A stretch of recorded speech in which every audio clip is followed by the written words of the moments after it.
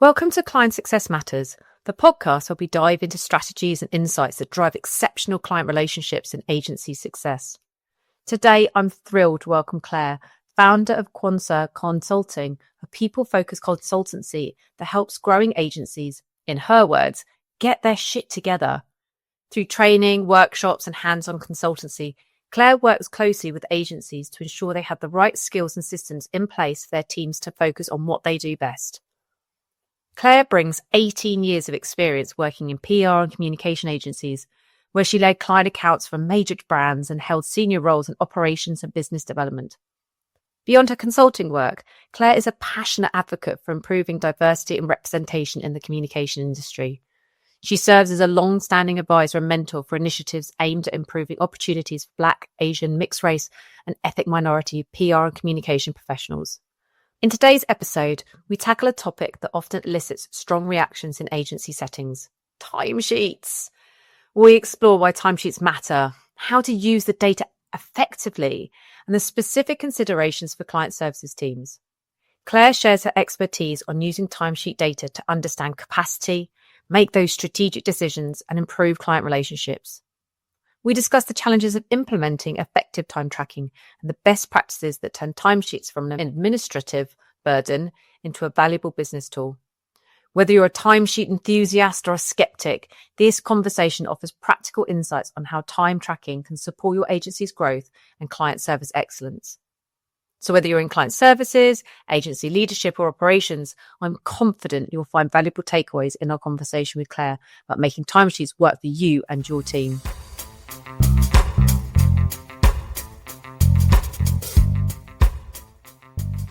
Thank you so much for joining me today, Claire. I really appreciate you taking your time. Do you want to give the listeners a little bit of a background into who you are and what you do? Yeah, sure. So thanks, Joe, for having me on today. So I'm an agency person through and through. Worked in agencies for about 18 years or so, predominantly PR and comms agencies.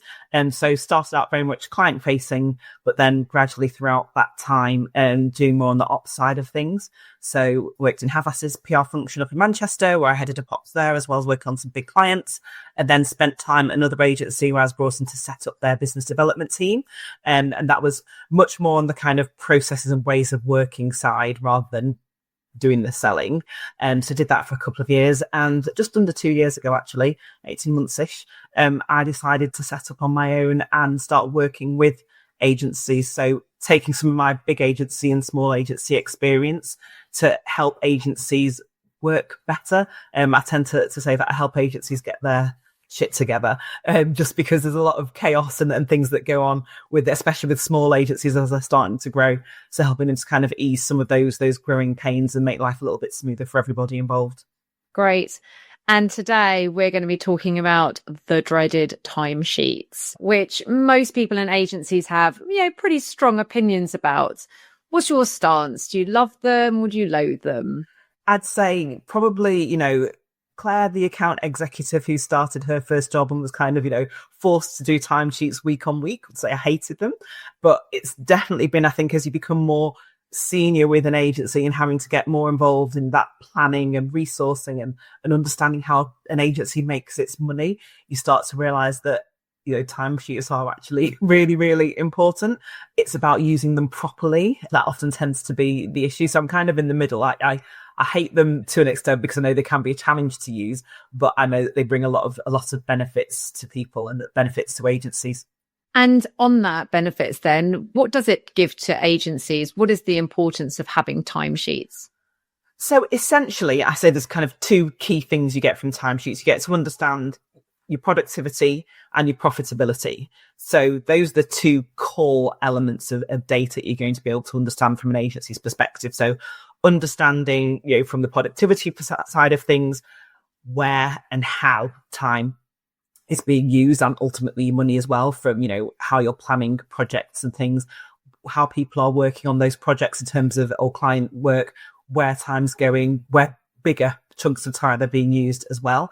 And then from that profitability perspective as well, understanding actually, is work being costed accurately? And more importantly, is that work profitable as well? And I think, and that's where timesheets, if used properly, can help you to understand where that is going. And very much then it helps you to understand your planning in the future as well. Interesting. So I've heard that some agencies are moving away from timesheets. What's your take on that? Can an agency really function without them? They possibly can, especially the bigger agencies that could probably charge a lot more money and how you bring in higher rates, and then maybe they probably can, but that's probably because they've got a bit more buffer, I guess, within to be able to allow for it. Really tiny agencies might be okay because as people start, you've probably got one or two people that are doing hands-on with everything and everything was all spread out. But as you start to grow and you start to add people to your team, you really need to understand, again, how efficient and how profitable your team really is. And I'm not sure that it's possible to do that without something that helps you to understand where that time is going. Time is an asset and a resource that's the one thing that you can't get back. So once you've used it or not used it, that's it. It's gone. So you really need to be able to understand as an organisation how it's being used and where it's going. I think one of the reasons why people are a bit reluctant to use timesheets is because often they haven't used them well, or they haven't used them properly, or they think that timesheets are going to be the single bullet that's going to solve their problems, and they're not, unfortunately. So rather than blaming the technology, let's look at how it's being used and if people are using it properly, rather than just blaming the timesheets and saying that they're not doing the job. They're helpful to start to understand the way the agency's working and everything, but they're just one part of being able to address that. You can use them to look back, but also to help you to inform what's going to happen in the future. But very much, don't see them as a single solution, but part of, one part of a puzzle that helps you to understand how your business is running. Such a great point. So what should agencies that are collecting all of this timesheet data, what should they actually do with it? There's a lot they can do with it. So understanding how time is being spent on your different projects or client accounts, and again, to understand where you are more efficient. But also things like bottlenecks as well. Are things slowing down and being stuck in certain places where you can improve? I think that analysis is important too. But then you can also then go down to an individual level as well, looking at how employees and your team members are performing. And I should caveat that by reminding people that it's not about tracking and monitoring people. I think that's sometimes the word tracking makes people feel a bit nervous because it feels like they're being micromanaged and watched. That's not what we're doing. It's the time that you're looking at to be able to understand, okay, then let's review how this person's time is being used on what tasks and projects and things. And then, you can then spot where they've got the strengths or maybe things that they might need more time on. And are there areas that actually you start to realize they might need training? So if there's a repetitive job that's being done, you're thinking, why is it taking so long to get this piece of work done? Is there a poor briefing process, you might realize? Or is there a problem with the technology that they're using? Or does the person need more training? It's often through being able to look at your data and those bits of information that help you to understand this is what somebody else might need. So, again, that's something that can really help individuals. And also it can help them to understand if maybe people are almost doing too much as well. We often talk about people say they've got too much on, or such a particular client is taking up too much of their time. Then that can help you to understand too. Let's look at the reality in terms of what's really happening or what might need to change. Also, I'd say understanding how, again, things are being resourced across different projects as well, to then be able to kind of manage how projects are being staffed and what adjustments need to be made, looking ahead to the future where you might need to make changes as well. So there are lots of different areas that you can use that data for in terms of looking at what's happened, what is happening, and then to help you to inform what's going to potentially happen in the future. Clearly incredibly important data and important reasons to why you need the teams to be filling these in. And I know you mentioned it as you started, and I know I've had the joys of filling in timesheets. Not everyone loves filling them in for various different reasons, whether it's, as you mentioned, this feeling of being like I'm being watched, I'm being tracked, to also just how difficult sometimes it is, particularly for client services, to be able to fill it in. But how do you encourage teams to actually be compliant and fill in the timesheets? Is there a way? Is it about making them understand the rationale behind it? Is it incentivizing them? Like, what's the best way you find of encouraging the team to fill them in? I think one of the key things to write is in terms of helping people to understand why they're being used. Often timesheets are just positioned as it's an admin task that you've got to do. So just do it. And in that case, they're never going to be helpful for you anyway if people are just filling them in because they feel they've got to.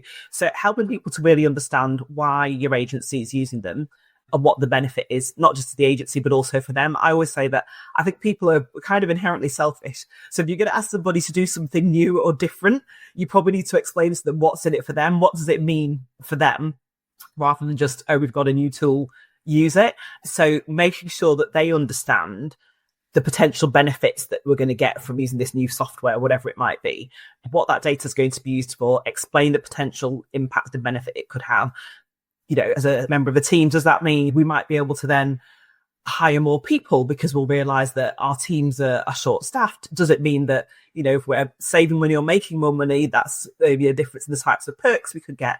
Does it mean potentially we've got justification to increase client budgets, which is what we all want? So helping them to see what it means in real terms rather than just numbers on spreadsheets and in databases, help them to see what they will get from it. And also it helps them to see, call them time wasters. And that's not about people time wasters, but there could be, you know, jobs and tasks that people are spending lots and lots of time on and that nobody particularly enjoys, that aren't really adding value to the client. They're not helping to bring in money. Again, if you can see that, it might mean that you've then got an opportunity to reduce some of that workload for people as well. So I really do think it's about helping people to see what's in it for them. I'd also say it needs to often come from the top.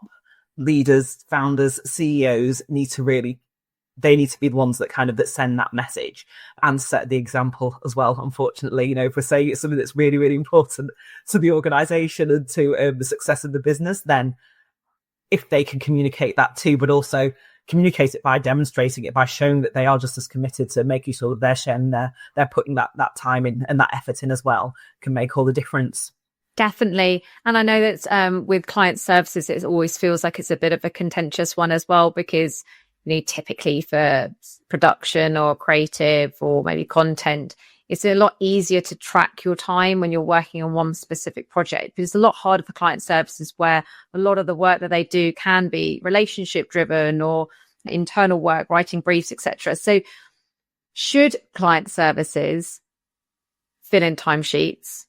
And if they should fill in timesheets, should they fill them in the same way that a more production-led department would fill them in? Or what are some hints and tips that client services could have to fill them in accurately to show the sort of information that you'd want to see and need to analyze their department?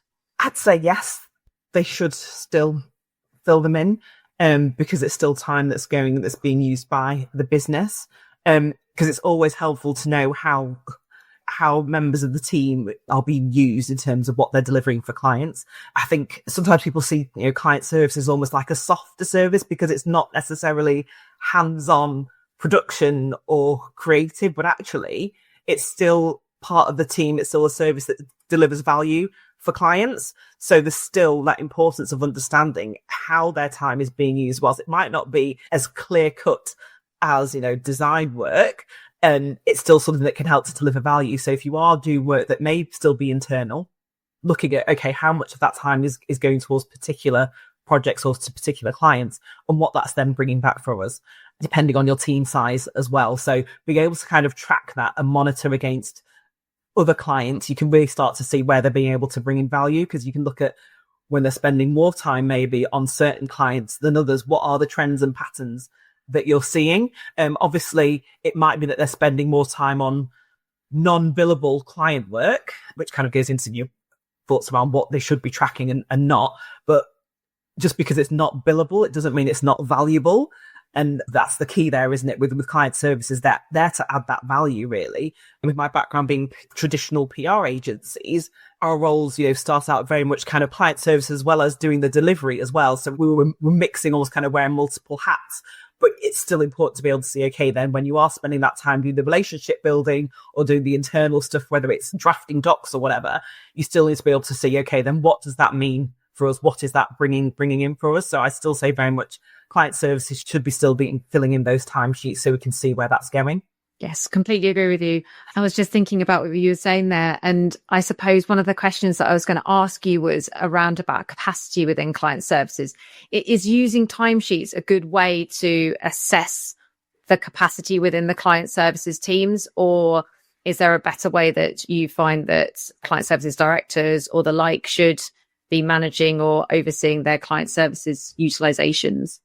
From the most basic level, then you probably could still do it the same way. I mean, if we talk about utilization, how much time have people got? That's basically it, put in a simple way rather than the jargon. So you know how much time people have got to use. So from that perspective, yes, we should still be doing it the same way, but understanding where the priorities are in terms of their time, because there will be different types of work that they're doing, which will be that could require more time, that could be more important to different clients that you're working on.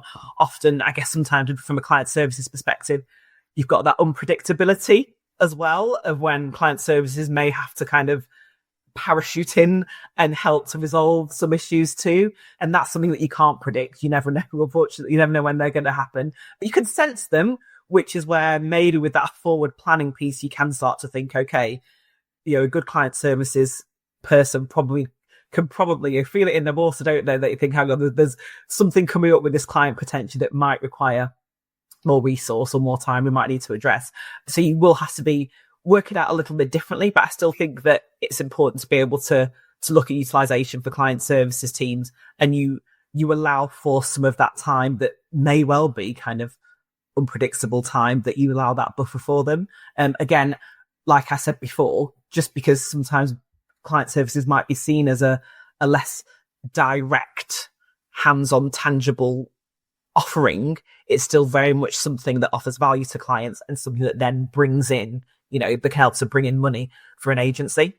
See, I was talking to a client services director the other day, and she was challenged with not knowing when to trigger for a new hire in her client services team. And she was wondering whether timesheets are the best way to look at whether your team's at full capacity enough so that it would give you enough information to be able to know whether you can use that insights to trigger a hire.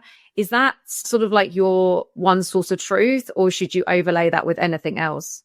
I think it's good data to be able to use to understand where your time's going at the moment. I think you probably also need to be able to, though, look forward and know if things are still going to be at that same level, or, have you got more work coming in? I think sometimes agencies can be quick to go, we need to hire somebody just in case, or you think things are starting to stretch, but you probably still need to be able to have that forecasting as well, to be able to look ahead and say, okay, then what level are we really at?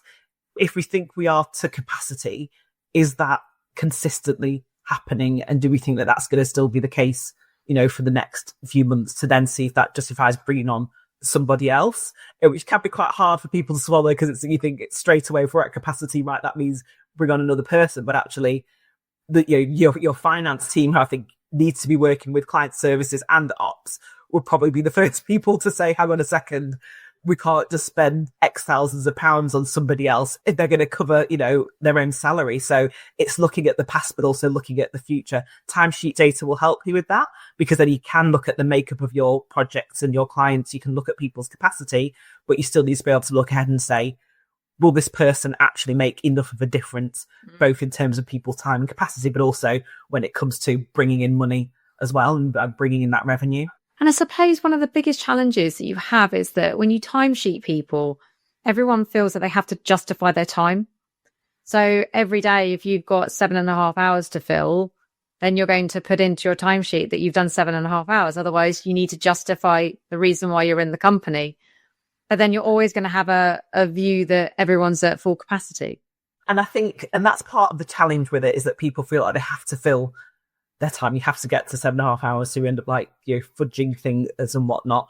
So again, if people really see it as actually understanding what is happening in terms of the work that they're doing, I would rather somebody puts in 6 hours one day and maybe, a few more hours another day, so we can really see how that work is being done, is being delivered, rather than everybody in your whole team putting in 7.5 hours every day for a month and thinking this is it. People adding an extra half an hour to a piece of work just to fill up the time, or taking something off, or not being honest about something, maybe a couple of days when they are doing even more hours just because they just want to fill the 7.5 and leave it. So I think, again, it's how you position it in terms of, we're not tracking you. We're not justifying your existence. We're trying to make sure that we're doing the work that we said we would within the time and within the minimum time and cost that we said that we would do it in. But also then it can help us to understand in the future how we're going to be able to quote and forecast and to be able to do work in the future. It's not about you. It's bigger than that. I always say we're not about monitoring or following you as individuals. We're too busy for that. So actually, it's looking at the work and the services that we're delivering to clients to make sure we're doing it in a productive and profitable way. Totally. And it's really interesting because I was talking to someone recently, and their frustration was that the production team and the creative team had obviously their utilization rates were much, much higher. So I think their utilization rates were about 90%. And when they were doing their timesheets, they don't have that much time buffer for grabbing a coffee or doing a debrief or just, shooting the breeze with someone about some ideas. And so what they do is when they come to do their timesheets, they're sort of like, well, I'm not at 90%, so I'll just chuck on a couple of hours onto this project or half an hour here. And then suddenly client services are going, well, suddenly my project's now no longer profitable, but they haven't actually spent that time on there. They just felt like they should spend let's put that time on there, because otherwise their timesheets won't reflect that they've actually been busy all day long. And that's a bit of a challenge, isn't it? Because I think that too many agencies try and make everyone their utilization rate so high and don't give any time for any buffer that then everyone sort of feels like they have to, I suppose. That's it. I think it's being realistic when you are looking at utilization rates in terms of there's going to be other things happening, and actually being willing to say, 90% might be great, but actually if we bring it down to 85% or maybe 80% for certain teams, then there could be other things. And actually there may well be other things that they could be doing that are still going to be beneficial to the organization. It's not just to say, right now you can go for a coffee or whatever it is, but there could be, you've got time, that extra time for thinking and whatnot. So being able to say, okay, then let's bring that down a little bit, but then we know that then the people more likely to be more honest and clear in terms of how they're using their time. And actually, if it means that you are doing things faster but still to a great standard, then you know what, that's a good thing, really, isn't it? That's that's why I say it's the timesheet data isn't the single answer to understanding that, but it helps you. So I don't mind if I've said something, if we've assumed that something's going to take 2 days to do and it's taken 1.5 days, great. And it's still going to be done to the same standard. Obviously, that's the important thing. You're still doing it in a way that's of the high standard that the client expects. Then that's a good thing. Yeah, totally. So what would you say to an agency leader that is struggling to implement effective time tracking? What's the one piece of advice you'd give to them? Probably to remember that it's just a starting point. So not putting so much pressure on the team to make them feel like this is going to answer all of your problems, which is what I think is often the case. Thinking that we've got timesheets and it's going to solve everything, but then taking your time as well to implement them, making sure that people are on board. This is now turning into lots of advice, isn't it? Rather than just one single piece of advice. But making sure that you're bringing people on board early. And again, it goes back to helping them to understand why it's being done. So don't rush into it. Don't think that they're going to transform your agency overnight. Take your time, but really bring people on board with you. Fab. And finally, how do you see the role of timesheets evolving into the future? Do you think they're always going to be necessary? This is a difficult one, especially kind of everything that's technology that's changing and whatnot. I don't think they're going anywhere anytime soon, but I do think there may well be changes in how we need to be able to kind of measure and track how efficient and productive we are. Timesheets are quite, an old school system. I don't know what the new way of doing it would be, but I do think eventually we probably would have to move on from them somehow. But as long as we're able to measure productivity in terms of how well we are performing to be able to bring in money, I'd say that they're still going to be needed. But technology may have evolved enough to make it a little bit more simple for everyone rather than... make it more simple. I mean, I think that's one of the keys actually to making timesheet use effective. It's keeping it simple rather than going in and trying to have a million different project lines and whatnot. It's easy to get carried away with wanting too much detail and too much data. So you could start having too many job codes and whatnot for everything, which just puts people off. And then they're like, oh no, I'll just stick things on that code. So making things simple, I think, is what's really, really important for things like timesheets. And then they're more likely to use it properly. So you find that balance between keeping it simple and what's the key data that you want from it. Brilliant. Thank you so much, Claire. I really appreciate you taking the time to take us through that. I know that, again, like a lot of topics on my podcast, timesheets are one of those things that most client services people absolutely hate. But I think what's been really interesting here is that you've really distilled it down into the why it's so important. You know, getting people to really understand that this isn't just a tick boxing exercise. This isn't just a way to make sure that the team members are actually working. This is way more deeper than that. And that information, that insights leads to so many other bigger business decisions. So the importance of those timesheets are fundamental essentially to the agency to ensure that they're, as you say, they're pricing correctly, that you've got enough efficiencies, the productivity within the agency. So it's just making sure that rather than agencies just making this as a tick boxing exercise, this is something you have to do as part of your job. It's explaining, like finance, the reasons why it's so important and why it's a necessity within an agency. So thank you so much for coming on the podcast and sharing all of your expertise. It's been very, very valuable. And I'm sure that those listening have been writing away and thinking to themselves, how am I going to get everyone a little bit more aligned and on board in the agency? Oh, thank you for having me. I really enjoyed it. Thanks, Jen. Pleasure.